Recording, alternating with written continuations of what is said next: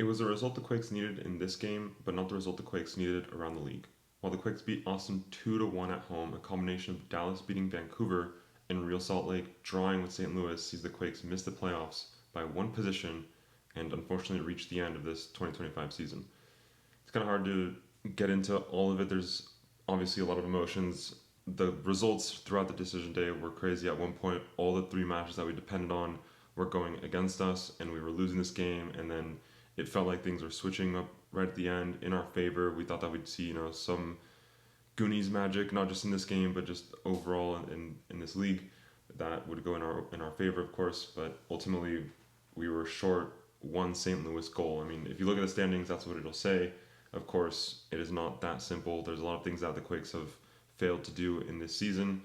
In this video, again, my name is Kevin. I'm joined by Luis for the Quakesaholics. In this video, we'll be focusing mainly on this Austin game. I just think that it's hard to process like this whole season at once. We will have a future video for our thoughts on Bruce Arena. We'll have thoughts on player tier list, like we did last year. We'll do all that stuff in future videos. But for this one, Quakes did well in this game, but it wasn't enough, and ultimately the season comes to an end, unfortunately. So, Luis, any initial thoughts on this one?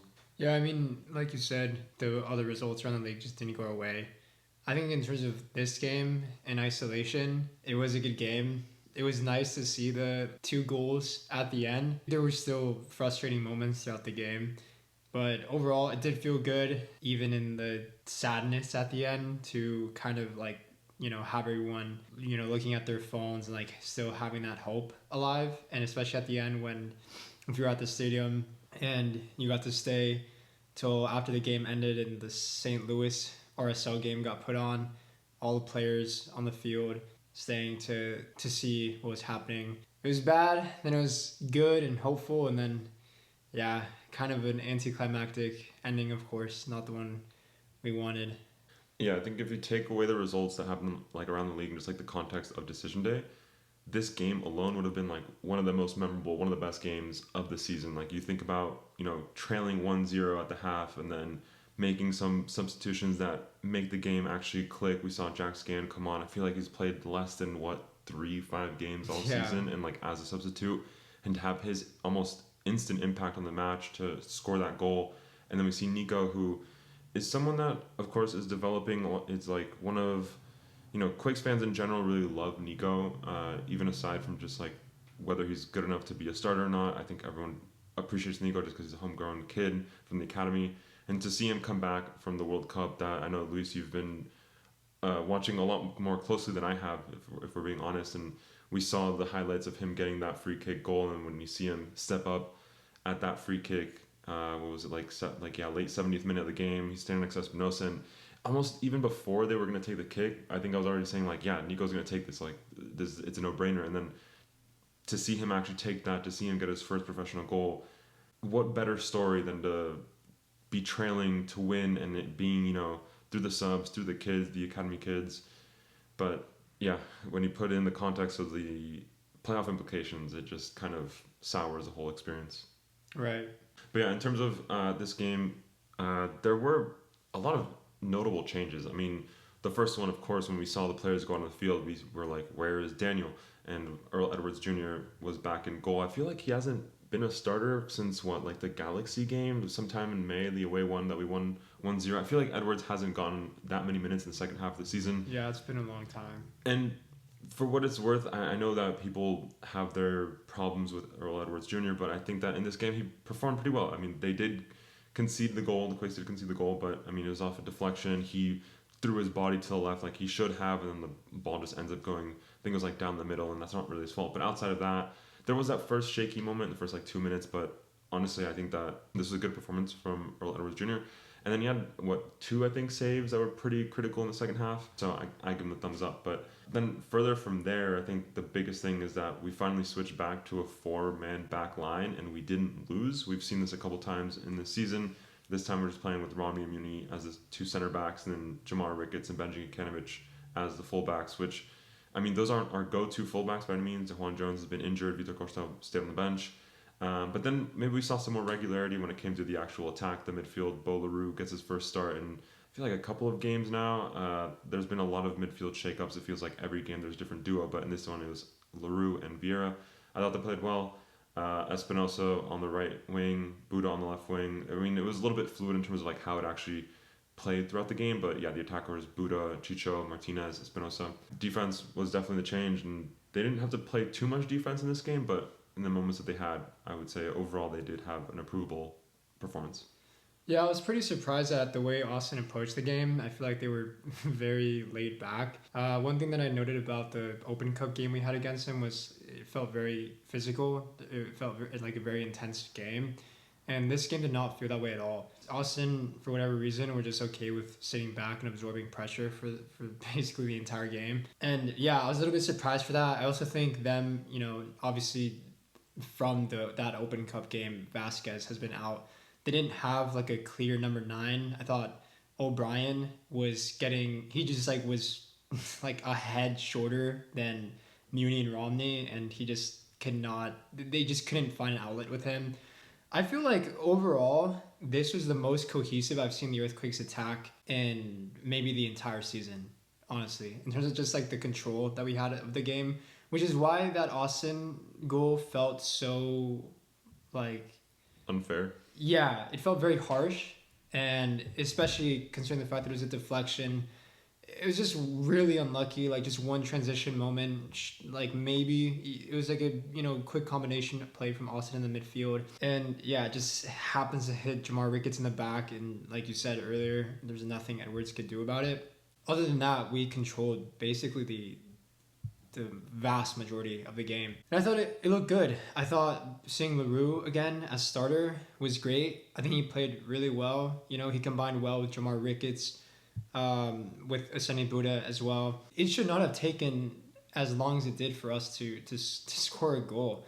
I mean, there's that crazy post shot that Benji did. I don't know how that didn't go in. There's a lot of moments, but I think there was like one really strong shot from outside the box from Vieira. I think it was from him. I think yeah. And there's also the one where he gets like kind of one-on-one and then passes it across the box, and like just no one can get like a clean touch on it. But yeah, so the defense, they were pretty good on the ball, didn't have too much to do defensively, and like you say, yeah, the midfielders and attackers too.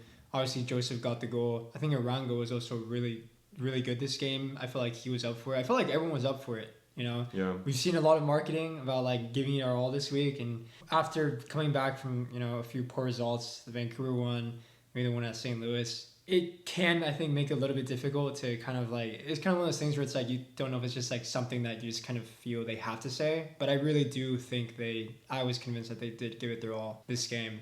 Yeah, and I think it was impressive too because it was from like the second minute that Austin was already playing with 5 in the back and a very compressed midfield of either 4-5 players, and you would just see their striker is like on his own little lone island just waiting for the ball. But Austin, like you said, they were just waiting to absorb pressure. And I mean, we even saw in the second half when they had not the free kick, but the kickoff, they just kicked it out for us to get a goal kick. Like they did not have any intention, at least it didn't seem like they had the intention of trying to be protagonists in this game. And we've seen this a lot from the Quakes that they can be protagonists in this game. They can have possession. They can have, more passing, more corners, more crosses, more everything. But then at the end of the game, they have less goals and they still lose the game. Yeah. This was a game that they dominated in the stats and they dominated in the scoreline. So it was, it's like, what better way to end the season if you take away all the context of not making playoffs?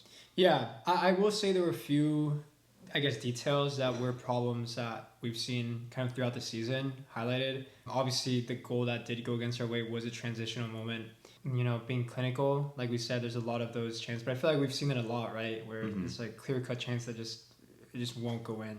Also, yeah, I do have to give credit to Bruce Arena on this one. We've critiqued him a lot for substitutions, but I think, I'm going to be honest. When I saw Jack Scahan and Niko come on, I was like... It was like, game over. Yeah, like, did he just look at the other, like... like us, like just looking at the foot mob and was like, okay, well, like, let me just, have some positive to look at, give these guys some minutes or whatever. But no, they weren't just there to, like make a cameo. Obviously, like you said, Jack Scahan, he got a great assist. Niko Tsakiris, obviously, great free kick. So I do have to give credit to Bruce Arena. He didn't take off, Ronaldo Vieira he didn't, replace the whole midfield. He didn't do anything crazy. I think he made the right substitutions and the moments that called for it. And he also brought on Victor Costa at the end, at a good time where, it's late into the game and you can start to kind of park the bus a little bit and just hold the result. Yeah, that does remind that tactically there was a point where like we clearly had 4 defenders and then we took off, was it Benji that? No, Ricketts came off and we switched to basically having like more or less 3 true defenders and then Vieira kind of having like that backup like defender role. Yeah, we brought off Chicho and Martinez. Right. When Judd was already been on the field. Yeah. And then, basically what I'm trying to say is like when we were losing the game, we took off a defender, went for the attack by bringing on Judd, and then once we actually secured the 2-1, it was like, okay, like put your feet on the brakes. Like we don't need to win by goal differential. We just need to win. And like, let's just protect this result. And I think in that sense too, like tactically, he got this one perfectly correct. Yeah. But yeah, ultimately in terms of the season, it wasn't enough. I think the one thing to also mention is like the atmosphere definitely felt like it was a decision day. I feel like the first 10 minutes of the game, it felt like people were asleep, honestly. And then I think it was that one play where Espinosa got a breakaway on the right side of the field that just like you could feel the stadium roar just come up, and I felt like in that moment is when I thought, yes, like this feels like a decision day environment. Again, unfortunate that so many people had to go home without the full package of happiness of making full playoffs. Satisfaction. You're right. So yeah, I think in terms of this game, it was a great performance from the Quakes. It's unfortunate that wasn't enough. Where we go from now, like we said, we'll talk about Bruce in a follow-up video. We'll talk about the players, similar to how we did the last off-season, of course. Any transfer news, we'll cover it. I think it's shortly after the MLS season is truly over that the Quakes release their roster updates. I know that's always a big moment for Quakes fans. Do you want to talk about the guy who was at the game? Or If people made it this far in the video, they deserve, like, break the news, Luis. Go for it. Oh, yeah. Well, yeah, if you hadn't seen, apparently the owner of the Golden State Warriors was, in the attendance at PayPal Park tonight. So, interesting. Obviously, there's been some rumors about John Fisher's intention to summon the club, with the World Cup around the corner. Maybe he sees it as that time to where the asset value of the Quakes is kind of at its peak, and maybe wants to cash out now. Obviously, there's